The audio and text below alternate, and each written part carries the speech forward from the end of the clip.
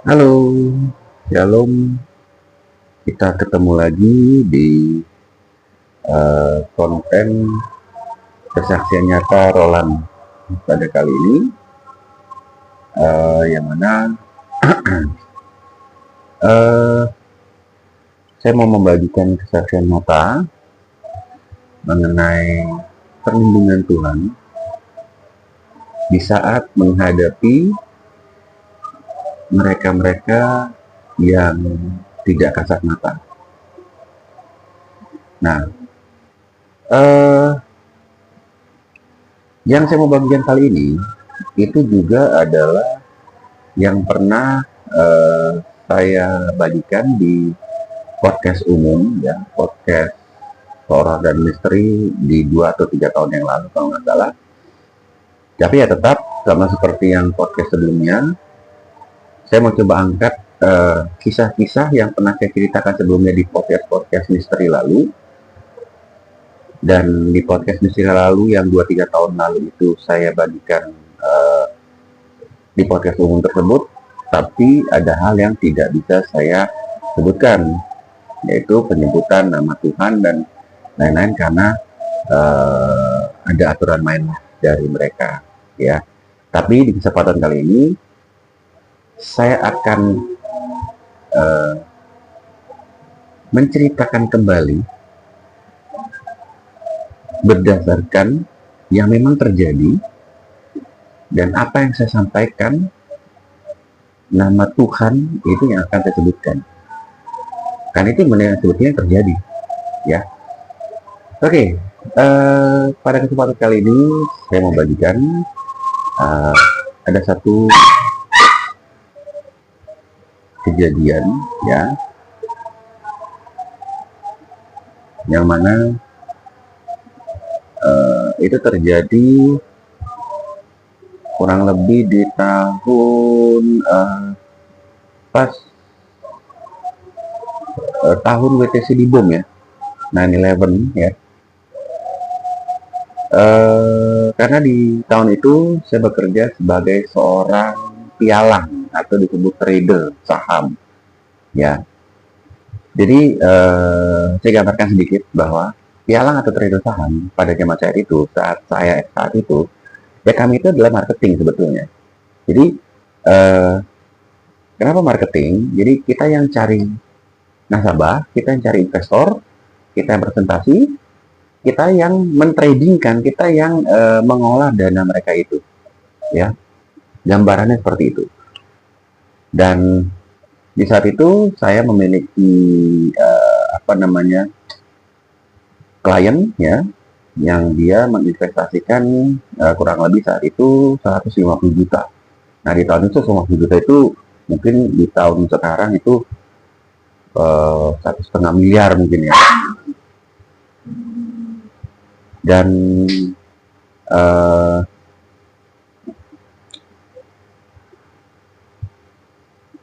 di saat itu saya bagi dua dana tersebut. Yang pertama untuk main di future itu Hang Seng Nikkei, itu pergerakan saham Asia itu dari jam 7 pagi sampai jam 4 sore closing market. Nah, sedangkan malamnya mulai dari jam setengah 7 jam 7, ya, itu saya masuk di Palas Forex, ya. Jadi mentradingkan dana setengahnya itu untuk main di pound sterling, ya, kemudian di euro, ya, ya seperti itulah kurang lebih. Dan itu bisa sampai jam 2 jam 3 pagi. Karena di Indonesia malam, di Amerika itu pagi, ya.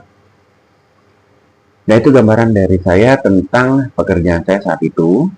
Dan saya juga bekerja di sebetulnya di 2 gedung, ya. Jadi yang pertama di gedung di bilangan kawasan Gatot Subroto, ya. Saya nggak bisa sebutin gedungnya karena gedung itu masih aktif sampai sekarang, tapi di gedung lama. Kemudian satu lagi saya juga ada juga investor di gedung salah satu di daerah Kebon Sirih, ya. Saya juga nggak bisa sebutin gedungnya karena gedung tersebut masih aktif beroperasi sampai sekarang. Yang mana di kedua gedung ini saya punya pengalaman yang luar biasa. Tapi yang saya mau bagikan adalah yang di gedung di Gatot Subroto. Nah, pada hari itu,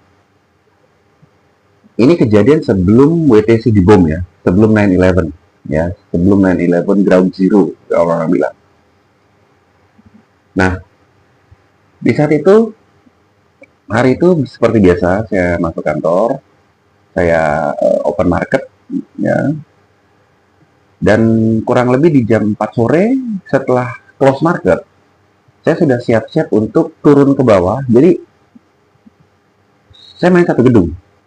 Jadi kalau pagi sampai sore feature itu di lantai 21, sedangkan pas setengah 7 saya turun ke bawah di ground floor itu main forex di perusahaan yang berbeda ya, bukan perusahaan yang sama. Terus saya turun ke bawah, ya ngobrol-ngobrol sampai akhirnya jam setengah 7 tenggo saya mulai masuk market untuk bermain forex ya. Nah, kurang lebih, saya ingat waktu itu kurang lebih jam setengah 10, hampir jam 10.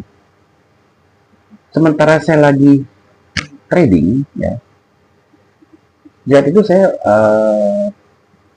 teringat ada satu buku saya tertinggal di kantor feature saya di lantai 21. Nah, akhirnya karena pas saat itu posisi saya sudah win ya, sudah ada keuntungan sedikit, jadi saya close, saya mau ambil buku saya di atas. Nah, di saat saya mau naik, itu saya tidak merasakan apa-apa. Dan saya melihat gedung ini sebuah gedung besar ya, bahkan di bawah gedung itu ground floor itu ada sebuah bank besar ya, dan saya juga nggak bisa sebutin nama banknya. Dan masih banyak satpam berkeliaran ya di daerah bawah. Jadi saya pikir kalau namanya gedung di daerah segitiga emas ya, sebelumnya saya minta maaf karena saya podcast ini di rumah ya, jadi saya piara Dudi, memang ya begitulah, lain kali ya begitu ya, jadi harap dimaklumi. Oke, saya lanjutkan. Nah, di saat itu saya bergegas naik ke atas, saya tidak ada perasaan apa-apa, malah saya berpikir sebuah gedung besar di kawasan segitiga emas elit ya Jakarta itu biasanya kan ada orang-orang lembur ya, itu yang terpikir di benak saya waktu itu. Akhirnya singkat cerita, saya naik lift, saya menuju ke lantai 21. Nah, setelah saya nyampe di lantai 21, dan benar saja di saat itu lampu gang, kalau saya bilang hallway, itu masih terang. Jadi saya pas keluar dari lift, lampu hallway gang itu masih terang, jadi saya beranggapan bahwa masih ada 1-2 perusahaan yang karyawannya masih masih lembur ya, bekerja lembur gitu. Dan saya juga berharap di perusahaan saya ada yang lembur gitu. Akhirnya saya keluar gang, lift itu tertutup, dan saya lihat langsung turun dan mati. Loh, saya bilang, kok turun? Tapi udahlah, saya pikir kan di setiap lantai, termasuk di lantai 21 itu ada kurang lebih 6 lift ya. Jadi 3 lift sebelah sayap kiri, sebelah lift sebelah sayap kanan, yang keduanya itu ada toilet ya. Nah, akhirnya saya berlari ke arah kantor saya, dan benar saja sudah gelap, kondisinya sudah digembok. Dan saya coba melihat ke sekeliling, ternyata semua kantor-kantor di kiri kanan depan belakang kantor saya itu sudah tutup semua, udah gelap semua, udah digembok semua. Tapi anehnya lampu gang hallway lantai itu masih terang. Nah, pada akhirnya setelah mengetahui hal itu, akhirnya saya balik arah ke arah lift yang saya naik tadi, dan saya benar-benar sudah mati. Terus saya lihat lift sebelahnya lagi mati semua. Saya lari lagi ke arah sebelah, tiga lift itu mati semua, sudah mati semua. Dan Bapak Ibu tahu, di saat saya ngecek semua lift mati, bersamaan saat itu lampu gang hallway itu padam. Padam. Yang tersisa, lampu yang masih menyala adalah lampu hidran, ya. Lampu hidran yang warna hijau, kuning, merah, dengan dua lampu kiri ujung-ujung, yaitu adalah lampu toilet. Nah, kebetulan saya ada di barisan apa namanya lift, itu ada toilet di situ. Itu terang. Dan di saat itu bersamaan juga saya mendengar orang cuci tangan dari arah toilet yang sebelah saya ini. Letak, air keluar. Nah, begitu air keluar, saya pikir, wah, ada orang nih. Saya tungguin dong dia keluar. Nah, saya tunggu sampai itu keran saya dengar bunyi lagi, letak, air mati, dan saya dengar itu seperti sepatu wanita itu melangkah keluar dari toilet. Tak tok tak tok tak tok. Nah, saya tungguin dong.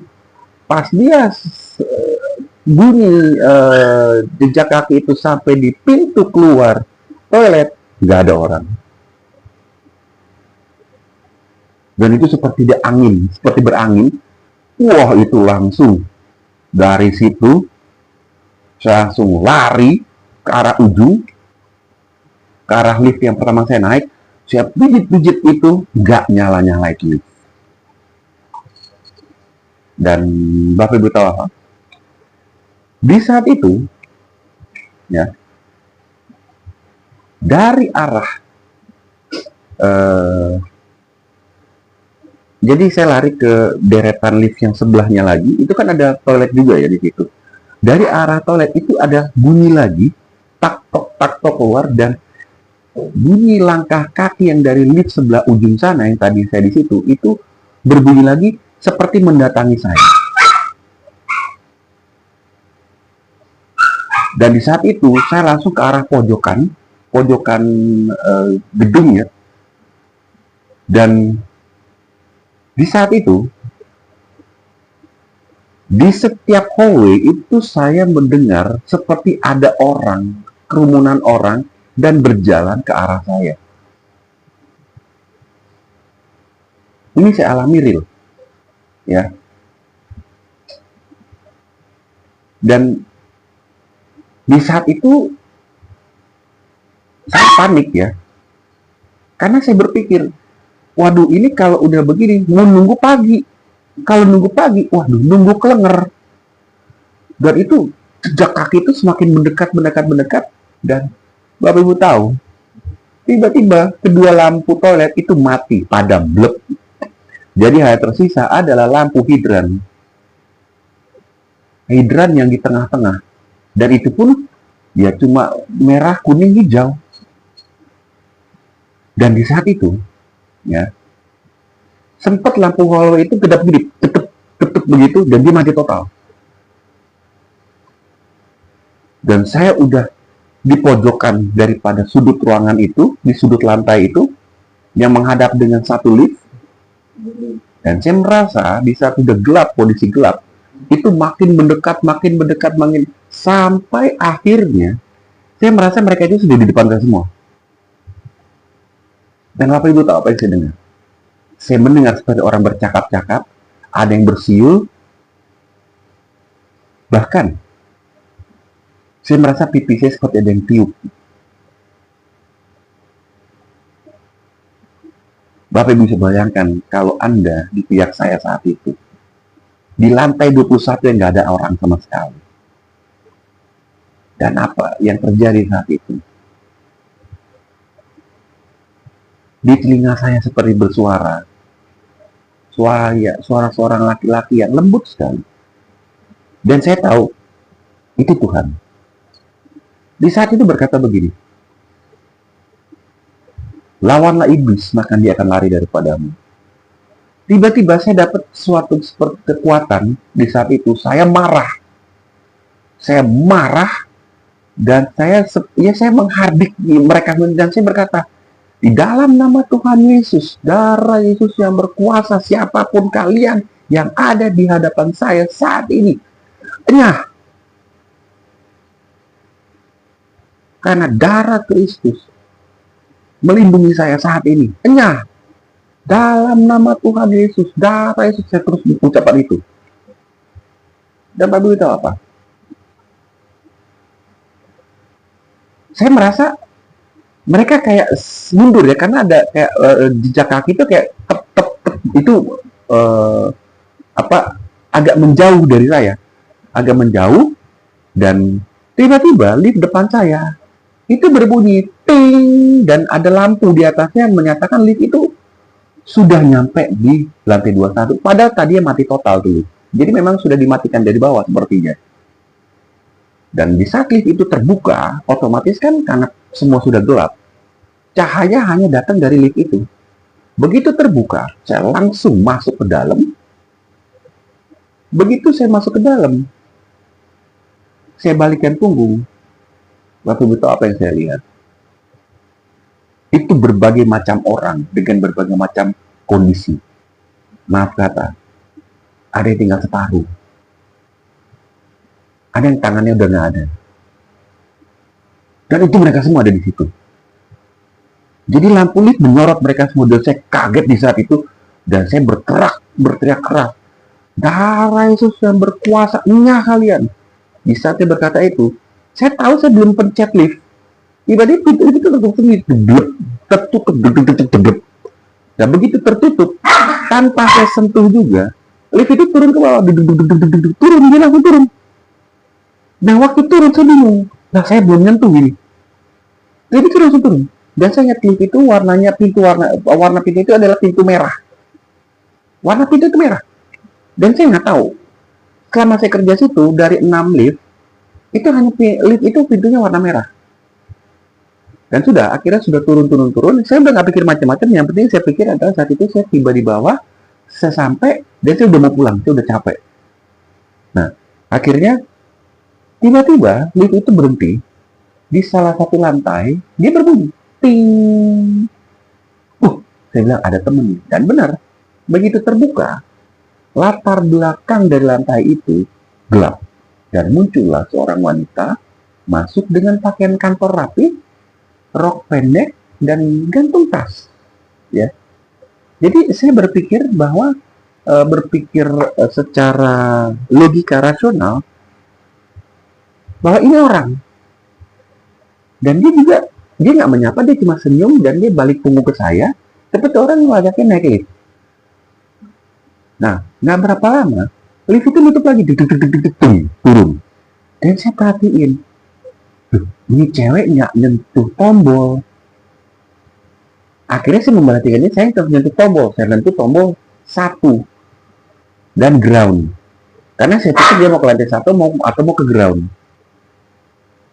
Dan perempuan itu hanya diam aja. Dan sementara perjalanan lift turun ke bawah, tiba-tiba lift berhenti. Ting. Dan lantai itu, saya kaget lihatnya. Lantai 13. Jadi dia naik tadi dari lantai 18 ke 13.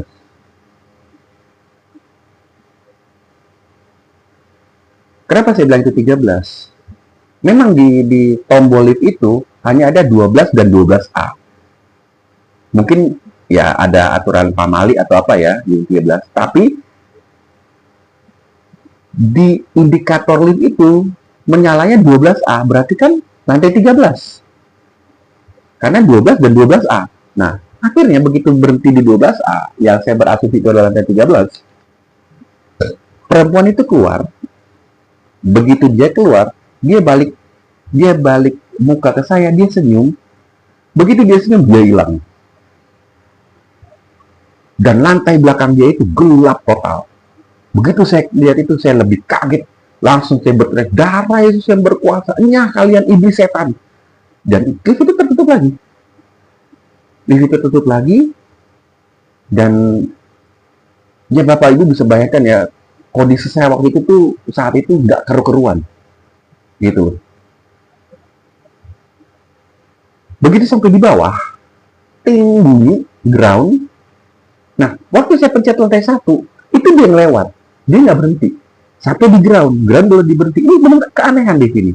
Begitu ground berhenti, saya langsung keluar. Dan Bapak Ibu tahu apa? Begitu saya keluar, saya balik belakang, lift itu langsung mati. Lampunya mati, blek. Dan begitu lift itu lampunya mati, satpam yang berdiri dekat lift itu, dia kaget ada 2 orang satpam. Dia kaget langsung menghampiri saya.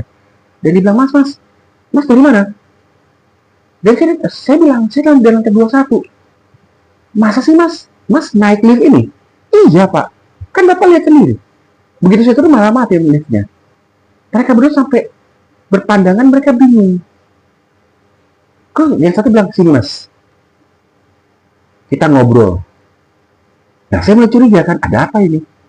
Akhirnya saya dipanggil, jadi ngobrol di meja resepsionis gedung kan. Kalau udah malam resepsionis udah pulang ya, jadi tinggal ke kita satpam gitu. Dan yang satu langsung meng-HT salah satu komandannya, karena dia bilang ini, dan boleh kemari, ini ada orang naik lift dari lantai 21 kemari, kok bisa tembus ya? Nah waktu saya dengar kok bisa tembus, ada apa nih? Saya tanya, bang, ada apa sih bang? Ntar pak, bapak dengar aja penjelasan dari komandan kita. Akhirnya nggak lama komandannya datang, dan memang sudah berusia agak umur ya, udah agak tua. Dia bertanya, mas dari lantai berapa? Jadi saya cerita, dari lantai bawah, saya ketinggalan buku, sampai lantai 21, tiba-tiba mati gelap total, saya mendengar suara-suara, terus saya naik. Akhirnya saya bilang, saya puji Tuhan, karena selamatkan saya. Lift satu yang terbuka, itu ada lift itu warna merah. Begitu saya naik, dan saya sebut ada perempuan naik dari lantai 18, dan dia tidak mijit tombol lift. Tiba-tiba lantai 12A, yang saya tahu itu lantai 13, dia keluar tanpa mijit tombol, dan begitu dia berbalik arah, dia hilang. Kemudian lift langsung meluncur ke bawah. Pas saya sampai di bawah ground, saya keluar, lampu lift mati. Lengkap saya cerita. Mereka dengar itu, bengong. Jadi 2 orang satpam dengan 1 orang satpam kepalanya itu bengong. Di saat mereka bengong, yang satu bilang gini, dan cerita aja dan.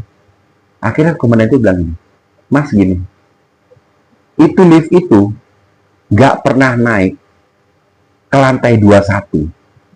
Kaget saya. Lift itu hanya naik sampai lantai 10 setiap harinya. Lebih kaget lagi saya. Dan lift itu naik ke lantai 10 sejak 5 tahun yang lalu. Waduh. Saya sampai melotot melihatnya. 5 tahun yang lalu. Mereka pun bingung kok bisa naik lantai 21. Lift itu mungkin ada sampai sekarang. Ya, warnanya merah sendiri.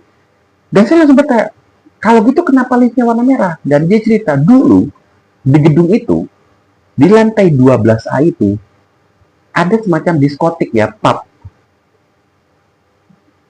Dan di jam-jam, dia bilang di jam-jam mas naik tadi, jam 11:30, ditemukan dalam lift itu, seorang wanita tewas, tergorok. Dan yang ditemukan itu ya, dia tuh ini, salah satu satpamnya. Dan setelah diidentifikasi, ternyata wanita itu adalah pekerja daripada pub itu. Jadi dibunuh di lift itu. Nah, masalah di lantai 18, mereka nggak tahu. Tapi yang mereka tahu 12A dulu itu adalah pub. Dan mereka berkata, sampai saat ini 12 itu dikosongkan. Nggak ada disewakan kepada siapapun. Sampai saat ini. Dan itu kejadiannya 5 tahun yang lalu. Berarti sudah 5 tahun. Mendengar semua informasi itu, saya terkaget luar biasa. Tapi ada satu yang saya bersyukur, bahwa saat itu Tuhan meloloskan saya, Tuhan meluputkan saya dari cengkeraman setan iblis yang mencoba mengintimidasi, bahkan yang coba untuk macam-macam. Itu yang saya bersyukur. Di saat itu saya masih sangat muda belia, sangat muda. Kurang lebih saya umurnya kalau nggak salah 22 23 ya. Itu hampir mendekati tahunnya itu hampir mendekati kejadian WTC di bom 9/11 Ground Zero ya. Nah, semenjak saat itu saya langsung pulang. Besoknya saya resign. Saya resign di lantai 21, saya resign di lantai ground, dan akun daripada klien saya itu saya pindah ke gedung di Kebon Siri. Itulah kenapa saya akhirnya kerja juga di gedung Kebon Siri. Tapi tetap di perusahaan yang model sama kayak gitu ya, tapi beda perusahaan, tapi bergerak bidang yang sama, yaitu future dan forex. Nah, di situ pun saya mengalami ada hal yang ganjil, tapi saya belum bisa ceritakan di sini karena mengingat waktu ya. Dan inilah kesaksian nyata saya, dan di sini yang saya mau sampaikan kepada Bapak dan Ibu. Di posisi saya saat itu terjepit, lari nggak bisa, teriak nggak ada yang dengar, di lantai 21 sendirian. Bapak Ibu bisa bayangkan kalau Anda menjadi saya saat itu. Sedangkan logikanya kalau sudah dimatikan lift, tunggu besok pagi. Nah, kalau mau nunggu besok pagi, kelenger.